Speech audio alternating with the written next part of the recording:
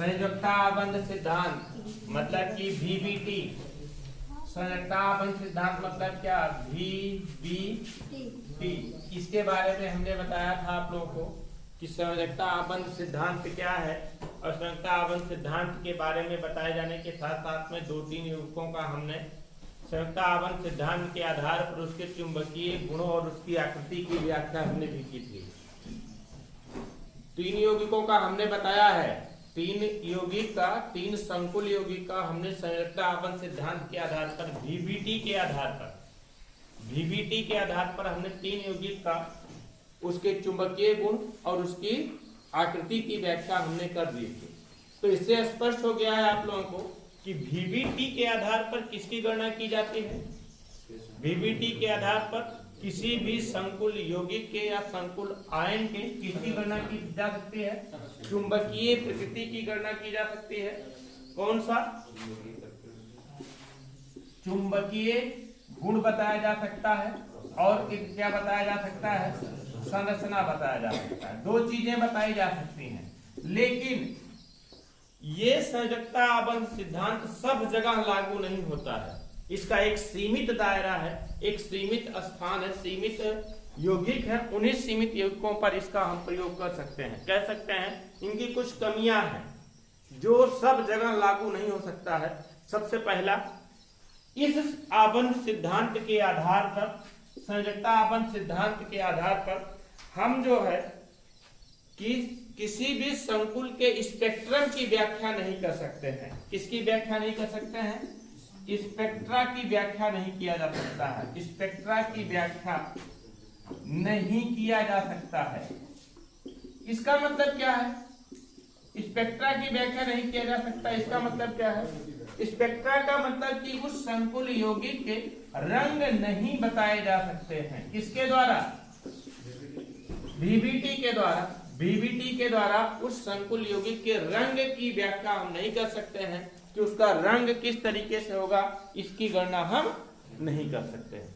हमने बताया कि VBT के आधार पर क्या क्या निकाला जा सकता है। सिर्फ उसके चुंबकीय प्रकृति निकाली जा सकती है और उसकी संरचना निकाली जा सकती है, ना कि उसके हम रंग के अर्थात स्पेक्ट्रा की व्याख्या हम यहाँ पर नहीं कर सकते हैं। किसके आधार पर? VBT के आधार पर। देखिए एक जगह संयोजकता आबंध सिद्धांत में एक जगह हमने बताया था कि जब ऑर्बिटल पुनर्विन्यासित होते हैं, बताया था हमने, ऑर्बिटल जब पुनर्विन्यासित होते हैं तो पुनर्विन्यासित होने के उपरांत, जैसे हमने बताया था कि मान लीजिए D में 6 है, तो इस तरीके से D में 5 ऑर्बिटल हमने बनाया, 5 ऑर्बिटल बनाया और सब में एक इलेक्ट्रॉन हमने सबसे पहले हुंड के लॉ के अनुसार भरा। उसके बाद क्या कर दिया हमने? पेयरिंग करना शुरू कर दिया। लेकिन जब इसमें पुनर्विन्यास होता है, पुनर्विन्यास हो जाता है, तो पुनर्विन्यास होने के उपरांत ऑर्बिटल की संरचना इस तरीके से हो जाती थी। किस तरीके से? लोन पेयर बन जाते थे बेटा, इस तरीके से हो जाते थे कि नहीं हो जाते थे, जो कि हुंड के नियम का क्या है? उल्टा है। हुंड के नियम का विपरीत है कि नहीं है? विपरीत है। तो हुंड के नियम की व्याख्या इस सिद्धांत के द्वारा नहीं किया जा सकता है कि ऐसा क्यों होता है। इसकी व्याख्या VBT के आधार पर नहीं कर सकते हैं, जबकि हुंड का नियम अपने आप में एक महत्वपूर्ण नियम है और सही भी नियम है, और उनके ही नियम का यहाँ पर क्या किया गया है? उल्लंघन किया गया है। इसलिए इस सिद्धांत की व्याख्या इसके द्वारा नहीं किया जा सकता है। अगला, यह सिद्धांत आंतरिक तथा बाह्य संकुल के अस्तित्व को समझने में असफल रहा।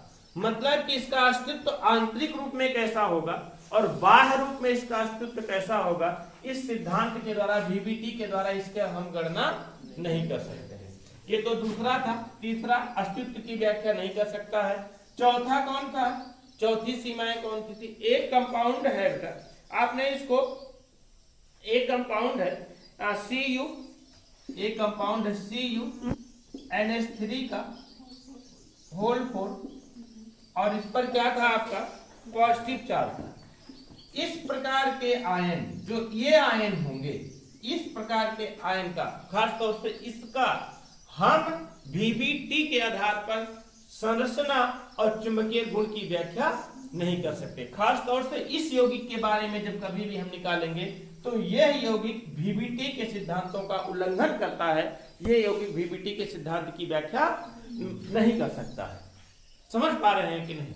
इसमें कॉपर में क्या हो जाता है, आवश्यकता से कम इलेक्ट्रॉन, मतलब कि प्रभावी प्रमाण क्रमांक से कम इलेक्ट्रॉन या ज्यादा इलेक्ट्रॉन हो सकते हैं, क्या कह सकते हैं, ज्यादा तो नहीं होंगे लेकिन कम ही हो सकते हैं, मतलब 36 होना चाहिए, 36 ना होकर के उससे कम इलेक्ट्रॉन हो जाते हैं। इसलिए सिर्फ इस यौगिक को याद रखोगे, इस संकुल आयन को याद रखोगे कि CuNH3 का होल 4 ट्रिपल पॉजिटिव का ये यौगिक की व्याख्या, चुंबकीय गुण संरचना की व्याख्या हम VBT के आधार पर नहीं कर सकते हैं। और दूसरा, संकुल की क्रियाशीलता, 5वां नंबर 5वीं सीमा क्या थे, 5वीं सीमा इसकी क्या थे कि किसी भी संकुल की क्रियाशीलता क्या होगी। क्रियाशीलता का मतलब किस तरीके से क्रिया करेगा, उसकी क्रियाशीलता की गणना हमें, क्रियाशीलता का अध्ययन हम VBT के आधार पर नहीं कर सकते हैं। क्रियाशीलता भी नहीं निकाल सकते हैं, किसके साथ अभिक्रिया करेगा, किसके साथ अभिक्रिया नहीं करेगा। 5 जो है आप लोग यहाँ पर VBT की सीमाएं जानिए। सबसे पहले तो जानिए कि VBT है क्या। VBT क्या होता है कि ऐसा सिद्धांत है जिसके आधार पर किसी भी संकुल यौगिक के चुंबकीय गुण और संरचना की व्याख्या हम कर सकते हैं। एक ऐसा सिद्धांत है जिसके आधार पर किसी भी यौगिक की चुंबकीय गुण और संरचना की व्याख्या कर सकते हैं, लेकिन इस सिद्धांत की कुछ सीमाएं हैं। यह सिद्धांत सब जगह लागू नहीं किया जा सकता या सभी गुणों के बारे में नहीं निकाला जा सकता। सबसे पहला इसकी सीमा क्या है कि इस सिद्धांत के आधार पर किसी भी संकुल यौगिक की स्पेक्ट्रा की व्याख्या नहीं किया जा सकता। स्पेक्ट्रा का मतलब कि रंग नहीं बताया जा सकता कि वो किस रंग का होगा, किस रंग का होगा, इसकी गणना नहीं कर सकते हैं। दूसरा इसकी सीमा क्या है, दूसरा इसकी कमियां कह सकते हैं, सीमाएं कह सकते हैं। दूसरी कमियां क्या है इसकी कि हुंड के नियम का ये विपरीत हो जाता है। जब हमने बताया था कि ऑर्बिटल में जब पुनर्विन्यास होता है, जब d में 6 इलेक्ट्रॉन होते हैं, 6 इलेक्ट्रॉन भर देते हैं, लेकिन जब ऑर्बिटल पुनर्विन्यासित होते हैं तो वहां पे हुंड का नियम लागू नहीं होता है, हुंड के नियम का विपरीत हो जाता है। तीसरा हमने क्या बताया था आप लोगों को, यह यौगिक किसी भी यह सिद्धांत किसी भी यौगिक की बाह्य तथा आंतरिक अस्तित्व को समझने में असफल रहा। और चौथा हमने क्या बताया था कि इस यौगिक पर VBT का नियम एकदम लागू नहीं होता, VBT का नियम लागू नहीं हो सकता। और 5वां हमने क्या बताया था आप लोगों को कि क्रियाशीलता नहीं समझी जा सकती। किसी भी संकुल यौगिक की क्रियाशीलता की समझने की बात आ जाए तो सोचो हम VBT के आधार पर उसकी क्रियाशीलता समझ लें, ये पॉसिबल नहीं है। VBT के आधार पर उसकी हम क्रियाशीलता का अध्ययन नहीं कर सकते हैं। ये VBT की सीमाएं हैं। पूछा जाता है कि VBT क्या है, VBT की सीमाएं बताइए। क्वेश्चन है बैलेंस बांड थ्योरी मतलब कि संरचना आबंध सिद्धांत क्या है स्पष्ट कीजिए तथा इसकी सीमाएं बताइए। तो आप लोग सीमाएं बताओगे या एक तरीके का क्वेश्चन और बनता है, पूछा जाएगा एक यौगिक दे दिया जाएगा और उस यौगिक की व्याख्या पूछी जाएगी कि इस यौगिक की व्याख्या VBT के आधार पर कीजिए। मतलब कि VBT के आधार पर उस यौगिक की संरचना और चुंबकीय गुण की प्रकृति की व्याख्या आप कीजिए। समझ रहे हैं ना, बहुत आसान है। हमें उम्मीद है बड़े आसानी से आप लोग सारे क्वेश्चन को कर ले जाएंगे यहाँ पर, है ना। किसी पॉइंट को नोट कर लीजिए। संरचना आबंध सिद्धांत की सीमाएं, संरचना आबंध सिद्धांत की सीमाएं देखिए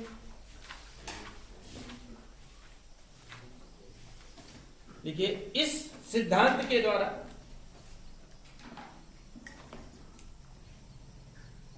किसी भी संकुल की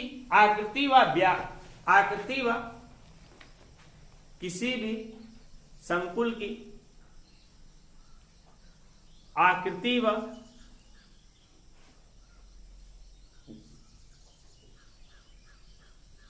चुंबकीय गुणों की व्याख्या किया जा सकता है।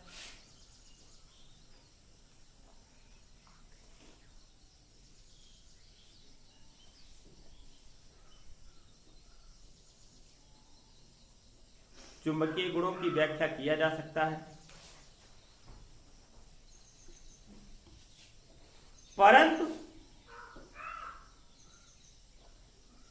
इसकी कुछ सीमाएं हैं।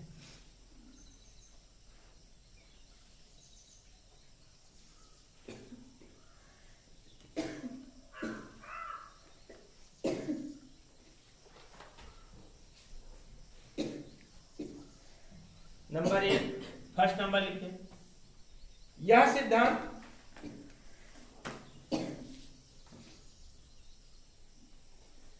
संकुल के स्पेक्ट्रा की व्याख्या को संकुल के स्पेक्ट्रा की व्याख्या को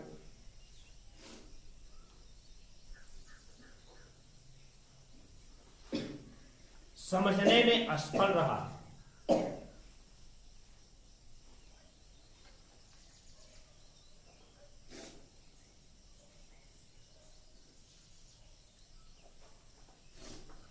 अर्थात संकुल के रंगों की व्याख्या नहीं करता।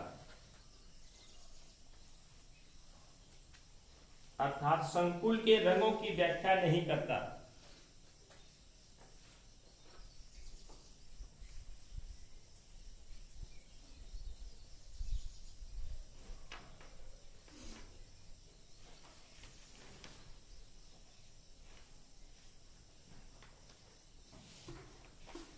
अगला नंबर, यह सिद्धांत इस तथ्य को समझने में असफल रहा कि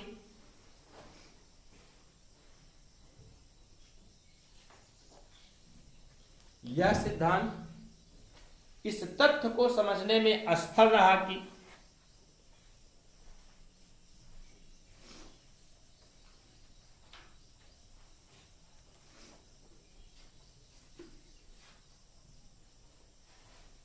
यौगिक क्यों, यौगिकों ऐसे असफल रहा कि ऑर्बिटलों में इलेक्ट्रॉन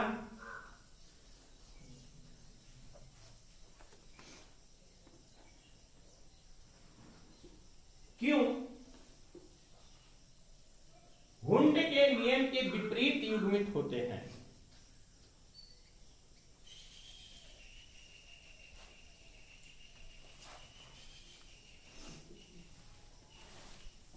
हुंड के नियम के विपरीत युग्मित होते हैं।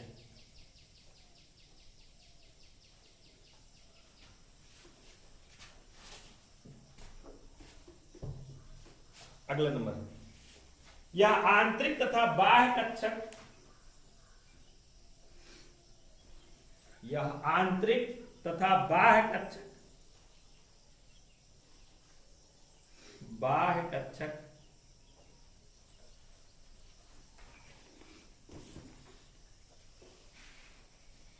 संकुल के अस्तित्व को, बाह्य कक्षक संकुल के अस्तित्व को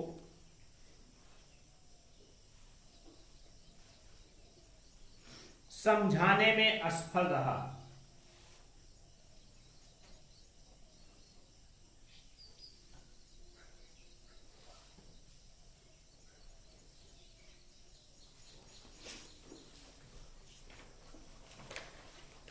अगला नंबर, CuNH3 का होल 4, CuNH3 का होल 4 2 पॉजिटिव,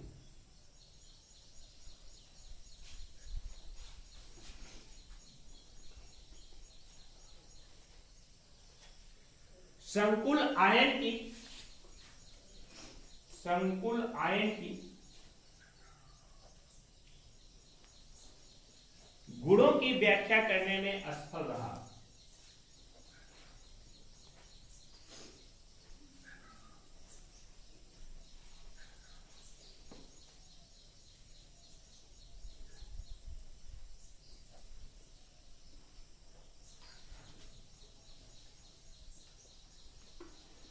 और लास्ट वाला हमने क्या बताया था आप लोगों को, कि संकुल यौगिक की क्रियाशीलता को समझाने में भी असफल रहा। अगला नंबर लिखिए, यह सिद्धांत संकुल यौगिक की क्रियाशीलता को समझाने में असफल रहा। संकुल यौगिक की क्रियाशीलता को समझाने में असफल रहा।